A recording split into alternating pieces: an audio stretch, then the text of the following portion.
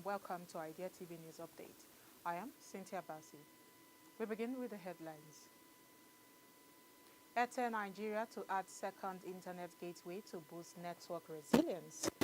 Cape Town to appoint electricity trader, advance water PPP projects. Welding drives Nigeria's industrial and infrastructure growth.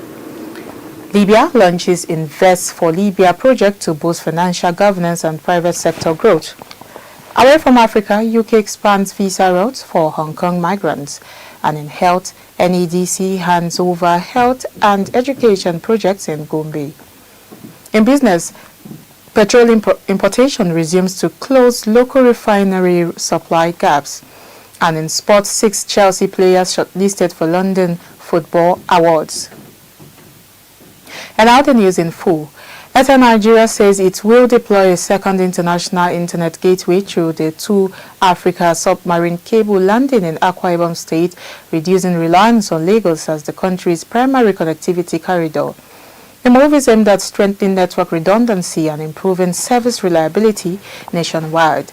The company says the new gateway will decentralize internet traffic and reduce the risk of outages tied to a single access point. The investment comes as mobile data usage continues to surge, driven by streaming, cloud services, and the expansion of high-speed mobile networks. According to industry figures, mobile data consumption in Nigeria rose sharply in 2025, while AIRTEL holds 33.94% market share with 60.9 million subscribers. The operator says the new infrastructure will support improved performance, wider reach, and better connectivity, especially in underserved communities. And now, Cape Town says it will issue a tender in mid-February 2025 to appoint, or 2026, to appoint an electricity trader to aggregate supply from multiple independent power producers and unlock about 300 megawatts of capacity. The move is aimed at reducing reliance on ESCOM, improving energy reliability, and stabilizing tariffs as the city shifts towards a more diversified power market.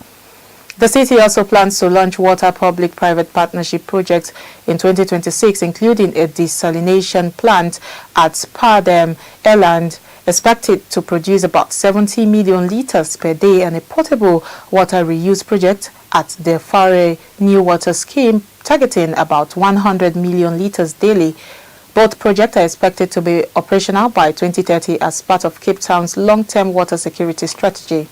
Officials say the combined energy and water initiatives are designed to boost resilience for a growing metropolitan population and tourism sector. The projects will rely on private investment and long-term agreements to manage risk, ensure reliable supply, and support economic growth in the coming decade. In another news, the National Institute of Welding is urging the federal government to invest more in welding technology and skills development to strengthen industrial capacity and support economic growth. The Institute's president, Dr. Solomon Edebiri, says welding remains central to Nigeria's infrastructure and national development, with industries such as construction, transportation, oil and gas, agriculture, and telecommunications relying heavily on welding processes. He added that the Institute is working with stakeholders to align Nigeria's welding standards with global best practices, stressing that improved training, certification, and quality assurance are essential to ensure safety, durability, and long-term industrial growth.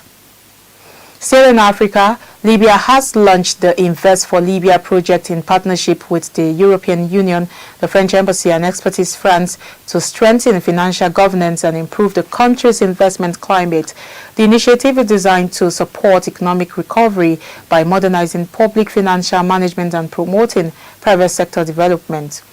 The program will focus on 3 key areas: reforming public financial management to improve transparency and accountability, strengthening financial sector governance and digital and green finance policies, and supporting entrepreneurship and micro, small and medium enterprises through incubators, investment links, and enabling regulations.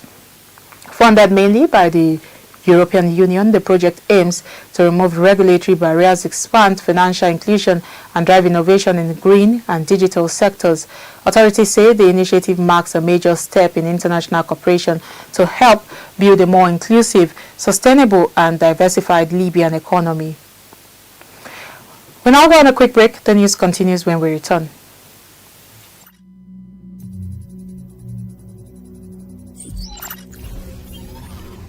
(5G) technology. 5G technology promises to be a game changer by delivering ultra-fast internet speeds, low latency, and the ability to connect millions of devices seamlessly. It's going to fuel the future of smart cities, autonomous vehicles, and IoT devices, allowing them to communicate in real time. However, 5G rollout isn't without hurdles. High costs of infrastructure and regulatory issues in some regions have slowed down implementation. By 2026, the 5G market is expected to be valued at $667.90 billion, with the US, China, and South Korea leading the change. The challenge? Cybersecurity risks and data privacy will remain top concerns as more devices become connected.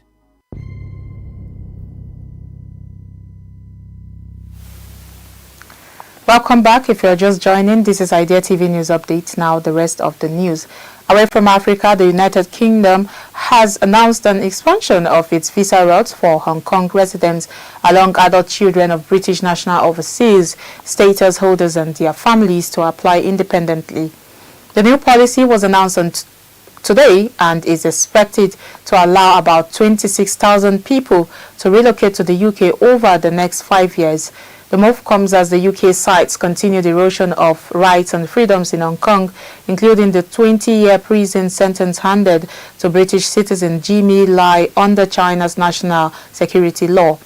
The expansion closes a gap that previously left some family members unable to resettle together. Since the visa route was introduced in 2021, more than 230,000 people have been granted visas and nearly 170,000 have already moved to the UK.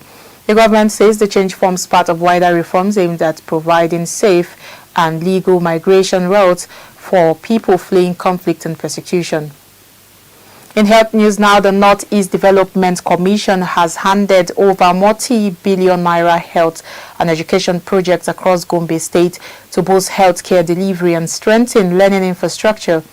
Minister of State for Regional Development Uba Amadou Maigari led a delegation to commission facilities across the 3 senatorial districts, including a primary healthcare center, maternity clinics, lecture theatres at Gombe State University, mega schools, hostels for technical colleges and cold storage facilities for medical supplies. The minister announced an additional 2 billion naira for each mega school in the state, saying the projects are designed to improve health outcomes, expand access to quality education and accelerate development across the Northeast, while urging communities to maintain the facilities for long-term impact. In business news, marketers say resumption of petrol and diesel import licenses by the Nigerian midstream and downstream petroleum regulatory authorities aimed at preventing fuel scarcity and bridging supply shortfalls. They explained that the decision reflects current supply realities as local refineries are still unable to meet Nigeria's total domestic fuel demand. Marketers stress the move is not targeted at frustrating the Dangote refinery but is meant to stabilize the downstream market while the refinery undergoes expansion. Industry stakeholders say the Dangote facility is currently upgrading its capacity from 650,000 barrels per day to about 1.4 million barrels per day, a process expected to take about 3 years. They warned that without complementary import, Nigeria could face fuel shortages.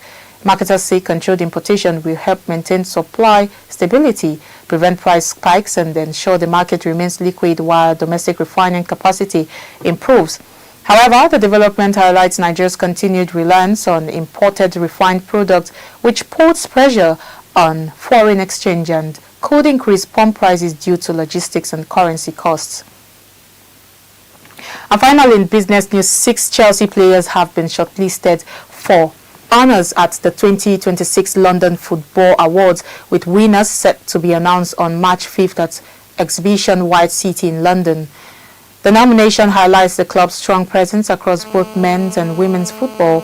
Moses Caicedo and Gustavo Willian led the men's nominations. Caicedo is in contention of the Premier League Player of the Year after an influential season in midfield, while Gustavo has been shortlisted for Men's Young Player of the Year following an impressive Welding drives Nigeria's industrial and infrastructural growth. And Libya launches Invest for Libya project to boost financial governance and private sector growth. Away from Africa, UK expands visa route for Hong Kong migrants. And in health, NEDC hands over health and education projects in Gombe. In business, petrol importation resumes to close local refinery supply gaps. And lastly, in sports, 6 Chelsea players listed for London Football Awards. And then don't forget to follow us across all our social media platforms at Idea Television. I am Cynthia Bassi. Thank you for your time.